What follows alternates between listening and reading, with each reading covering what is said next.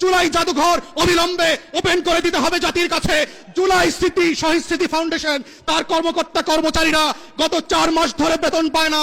মাননীয় বিরোধী দলীয় নেতা, বিরোধী দলীয় চিফ হুইপকে বলছি, বাজেট সেশনে অবশ্যই আপনাদেরকে এইটা সংসদে রাইজ করতে হবে। কোটি কোটি লক্ষ লক্ষ কোটি টাকা লুটপাটের বাজেট হয়।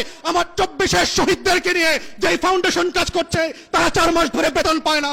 এটা লজ্জার বিষয়, লজ্জা হওয়া দরকার সরকারি দলে, যাদের রক্ত দিয়ে আপনারা ক্ষমতা এসেছেন। আমরা সেই দিন বদলের রাজনীতি করতে চাই। মাথায় রাখবেন, বিমান কিন্তু সকল প্যাসেঞ্জারের জন্যই টিকিট কেটে দেয়। মনে রাখবেন, শুধু একটা ফ্লাইট চলে গেছে বলে নতুন কোনো ফ্লাইট হবে না, সেই দিন কিন্তু হবে না। আপনারা ভুল করবেন, আপনাদের জন্য আবার বিমান রেডি করা হবে জনগণের টাকা এবং রক্তে।